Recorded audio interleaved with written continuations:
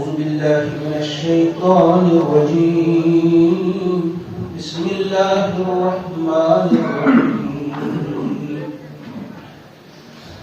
وكذلك مكنا ليوسف في الأرض يتبوأ منها حيث يشاء نصيب برحمتنا من نشاء ولا نضيع أجر المحسنين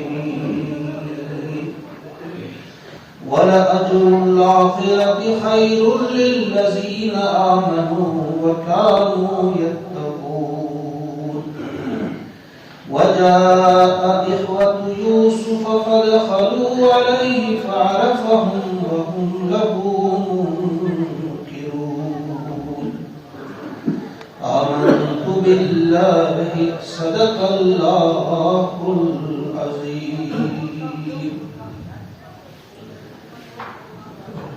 3 آیات سورہ یوسف کی ہے، آیت 56، 57 اور 58. 3 آیات. کل ہم پڑھ چکے کہ جب بادشاہ مصر نے کہا کہ ہم آپ کے یہ سب کچھ سپرد کر رہے ہیں، آپ بتائیے کہ اس جو نظام ہے یہ کیسے چلے گا. جو آپ نے خواب کی تعبیر بھی بتا دی اور تدبیر بھی بتا دی، مگر یہ کام کیسے ہو، کون کرے، اس کے لیے موزون فرد کون ہوگا. تو یوسف علیہ السلام نے جواب میں کہا قال اجعلنی علی خزائن الارض، کہ مجھے رکھیے آپ، یعنی خزائن ارض جو ہے، ارض مصر سے مراد ہے، یہاں کے خزانے آپ میرے حوالے کر دیجیے. یہاں آپ کو ذہن میں یہ بات رکھنی چاہیے، کوئی درخواست نہیں تھی یوسف علیہ السلام کی طرف سے مجھے آپ اقتدار عطا کیجیے، میں یہاں کا حکمران بننا چاہتا ہوں، آپ مجھے بنائیے، نہیں. بلکہ یہ اصل میں علامہ الزمخشری جو ہے، جن کی تفسیر کشاف ہے، بہت مشہور تفسیر، انہوں نے اس سوال کا بڑا بہترین جواب دیا. انہوں نے کہا تھا کہ یوسف علیہ السلام نے جو بات کہی تھی اجعلنی علی خزائن الارض، اس کا مطلب یہ تھا کہ آپ مجھے مکمل اختیار دیجئے کہ میں اللہ کا قانون اس سرزمین پہ نافذ کر سکوں، میں اللہ کی نازل کردہ جو احکامات ہیں ان کے مطابق ہر فیصلہ ہو. دوسرے لفظوں میں دین کی اقامت، یا دوسرے لفظوں میں اللہ کی دی ہوئی جو شریعت ہے اس پر عمل پیرا ہو سکے، کسی قسم کی کوئی رکاوٹ نہ ہو، مکمل طور پہ میں اللہ تعالیٰ کے نظام کو نافذ کر سکوں. یہی اس کا مطلب ہے کہ اجعلنی علی خزائن الارض. اور یہاں مکمل اقتدار سونپا گیا حضرت یوسف علیہ السلام. یوسف علیہ السلام کو مکمل اختیار سونپا گیا. ایسا نہیں تھا کہ کوئی وزارت ملی ہو یا کوئی ایک شعبہ دیا گیا ہو، نہیں. تو مجاہد جو امام تفسیر ہے انہوں نے لکھا ہے کہ بادشاہ بھی جو تھا وہ اس نے بھی اسلام قبول کیا تھا، اور اس کے بعد وہ ایک حساب سے دستبردار ہو گئے تھے. تلمود میں اس کا تفسیر سے تھوڑا تذکرہ ہے. انہوں نے لکھا ہے کہ صرف بادشاہ نے پھر یہ کہا کہ صرف میری حیثیت بزرگ کی ہوگی، بس اس اعتبار سے میں یہاں کا سربراہ ہوں، باقی جو بھی ہے یہاں کے سیاہ و سفید کے آپ مالک ہیں، جہاں چاہیں آپ، جس قسم کا تصرف چاہیں آپ. اور پورے اس جو بہت بڑا اجلاس تھا جہاں پورے ذمہ داران تھے اس ملک کے، تو ان کے سامنے یہ بات کہی گئی کہ آپ سب جو ہے جواب دہ ہیں یوسف کے آگے. یوسف کا ہر حکم آپ کو ماننا ہوگا. اور یوسف سے کہا کہ جو آپ چاہیں، جس جگہ آپ چاہیں، جو آپ کا حکم ہوگا وہی چلے گا.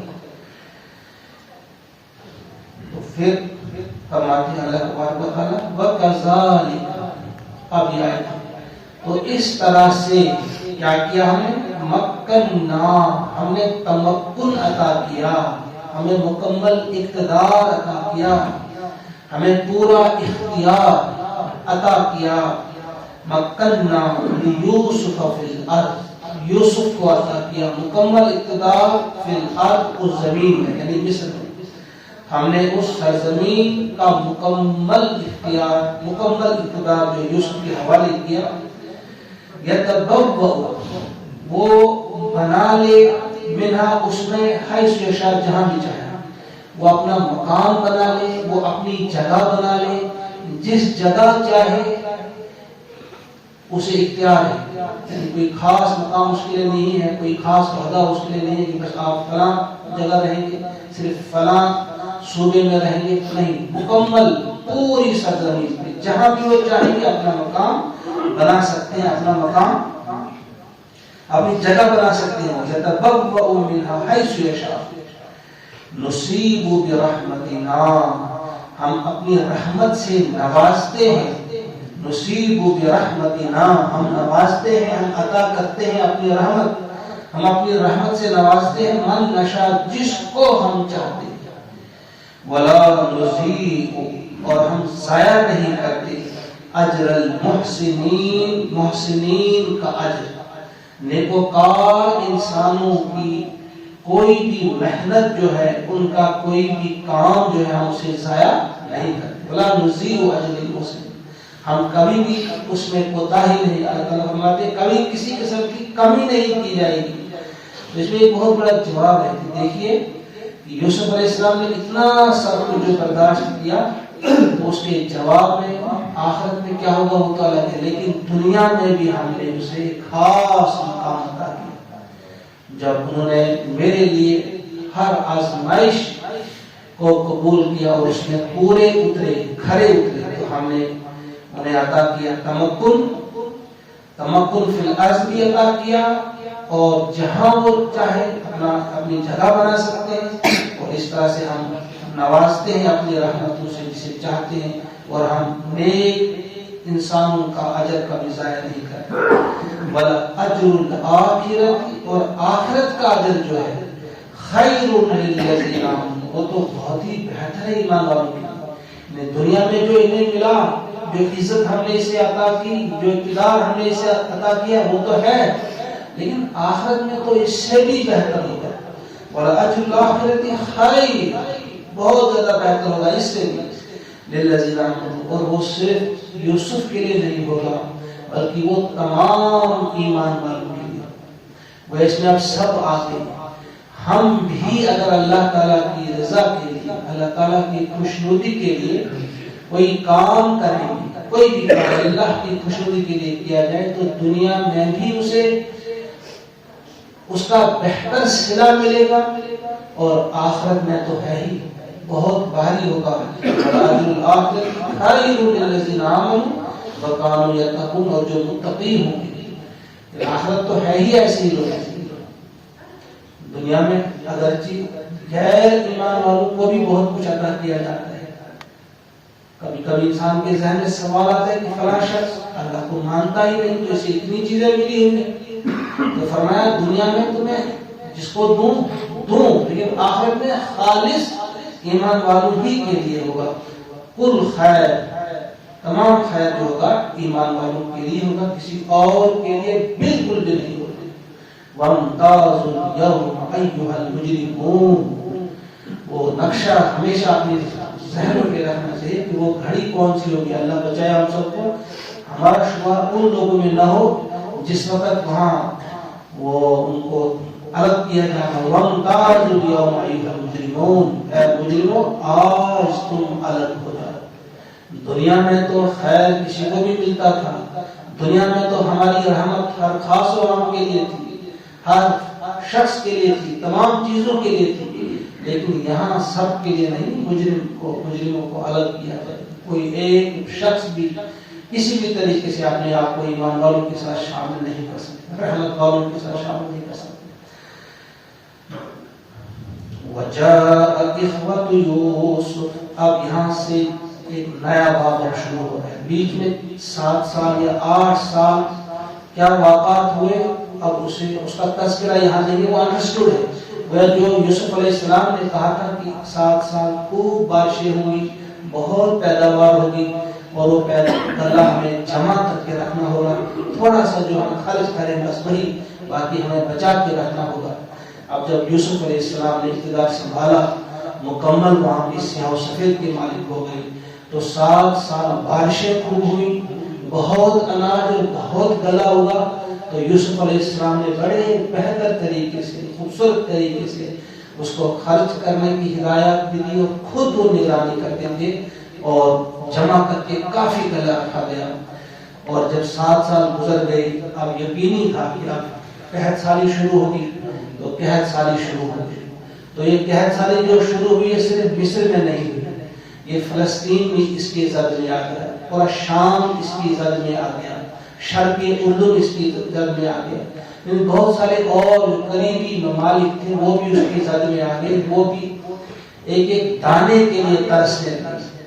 اور جب بہت زیادہ بھوک نے انہیں ستایا اور انہیں پتا چلا کہ مصر میں جو ہے ہمیں گلا ملتا ہے اور بہت کم داموں پہ ملتا ہے، تو پھر وہاں سے بھی لوگ آنے لگے، ہر طرف سے لوگ آنے لگے اور ان کو بھی دیا جانے لگا۔ تو اسی اثنا میں کیا ہوتا ہے کہ یعقوب علیہ السلام تک بھی خبر پہنچتی ہے کہ وہاں گلا ملتا ہے، اور وہاں کا جو کوئی حکمران آ جائے وہ شریف النفس ہے، اچھا انسان ہے، وہ گلا عطا کرتا ہے، بہت کم داموں میں دیتا ہے۔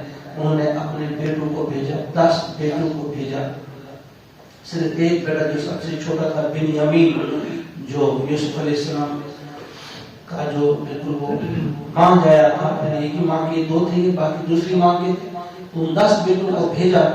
تو فرمایا جا رہا ہے وَجَاءَ إِخْوَةُ يُوسُف، اب آ گئے بھائی یوسف کے، فَدَخَلُوا عَلَيْهِ، تو داخل ہوئے اس کے پاس، اس کے پاس پہنچ گئے۔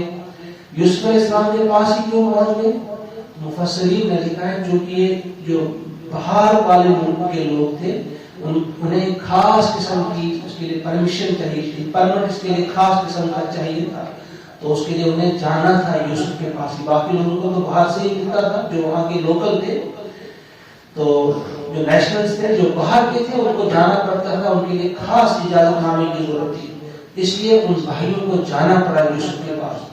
وَجَاءَ إِخْوَةُ يُوسُفَ فَدَخَلُوا عَلَيْهِ، تو داخل ہوئے اس کے پاس پہنچے، فَعَرَفَهُ، یوسف علیہ السلام نے پہچانا انہیں، وَهُمْ لَهُ مُنْكِرُونَ، اور وہ اس کو نہ پہچان سکتے، یعنی وہ بھائی جو تھے وہ ان کو نہیں پہچان سکتے۔ اب یہ کافی طویل عرصہ گزر چکا تھا، 20 سے زائد سال کا عرصہ، 22 سال یا اس سے بھی کچھ زائد سال کا عرصہ تھا جب وہ بچھڑ چکے تھے اس سے، بالکل بچپن میں انہوں نے اسے اس چاہ میں پھینک دیا تھا، اور اب وہ انہیں دیکھ رہے تھے کہاں؟ اقتدار کے اس مسند میں۔ تو ایک تو ان کے وہم و گمان میں بھی یہ نہیں تھا کہ جس بھائی کو ہم کہاں پھینک آئے وہ کہیں اقتدار کی کرسی پر براجمان ہو گئے، تصور بھی نہیں تھا۔ اور پھر کافی چینجز آتے ہیں اتنے سالوں میں، انسان کی شکل میں بڑی تبدیلی آتی ہے۔ تو فرمایا ہے وَهُمْ لَهُ مُنْكِرُونَ، وہ اسے نہیں پہچان سکے۔ ہم نے کہا پتہ نہیں کون ہے، کوئی بادشاہ ہے، بس اتنا ہی جانتے تھے بادشاہ ہے، یہ ہمارے بھائی ہوں گے، ایسا ہم نے نہیں سوچا تھا۔ تو یوسف علیہ السلام نے بھی جب ان کو دیکھا ہوگا تو سوچا ہوگا کہ دیکھو اللہ کی کیا شان ہے، اللہ کی کیا قدرت ہے کہ یہی بھائی جنہوں نے مجھے جب کتنا چیخ بھی رہا تھا اور ہیلپ کے لیے پکار بھی رہا تھا، لیکن انہوں نے مجھے میرے ہاتھ باندھ کر اس کنویں میں پھینک دیا تھا، اب آج یہ میرے سامنے ہاتھ باندھ کر کھڑے ہیں کہ ہم پر کچھ عنایت کیجیے، ہمیں گلا دیجیے۔